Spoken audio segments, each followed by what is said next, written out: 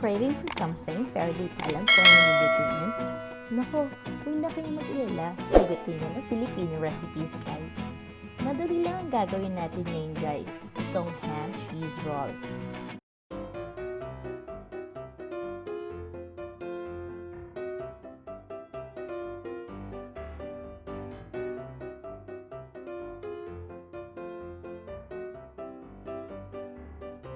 Maghahanda lang ng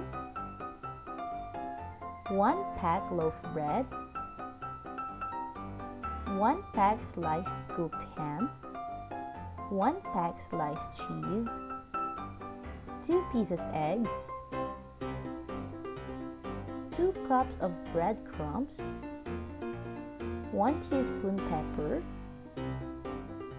1 teaspoon salt, and our cooking oil for frying. Ang una po natin gagawin ay babatihin natin ang itlog kasama ang asin at ang ating paminta, and then let's set aside it muna for a while.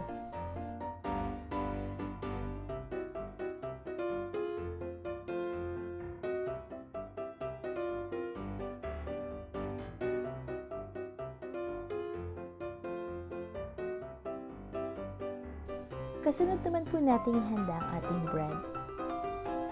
Ang gagawin naman po natin ngayon ay tatanggalin ang bawat side ng tinapay at saka naman natin ito ipa-flatten using a rolling pin.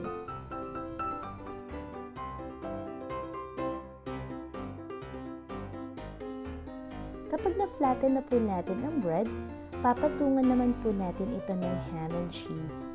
Then, we will roll it tightly.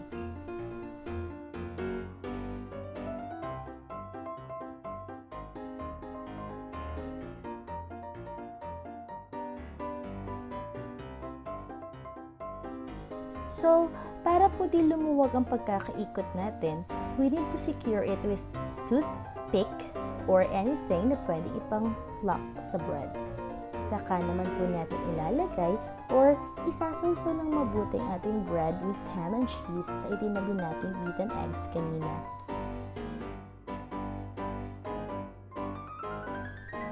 For the finale po, we will roll it in breadcrumbs.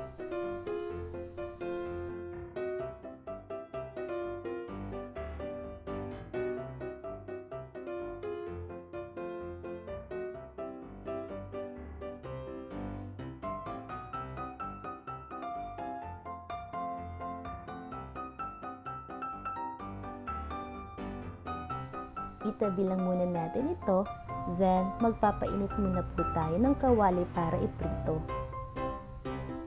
Mas mainam po kung naka-deep fry ang ating ham and cheese roll at saka hihintayin na po natin na mag-golden brown ang kulay nito.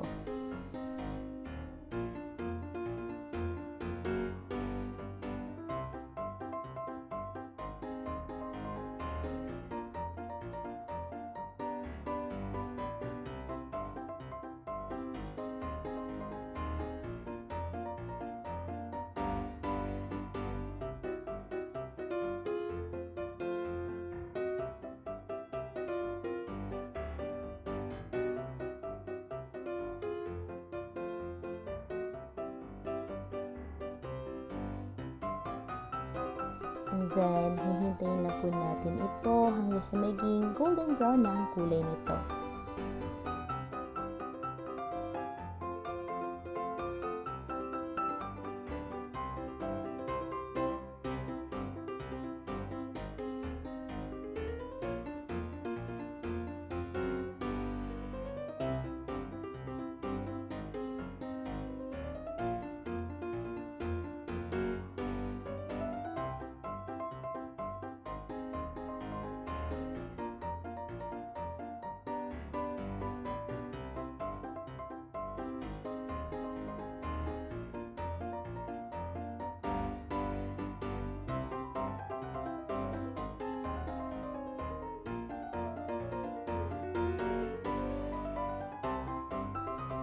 Pagkaluto, i-drain natin ito using tissue paper.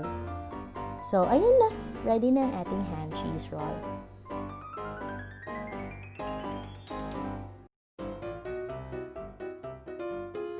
Ang dali lang guys, di ba? I'm pretty sure na nagustuhan niyo ang ating recipe ngayon. So, what are you waiting for? Like, share, and subscribe to our channel for more easy recipes. Salamat everyone!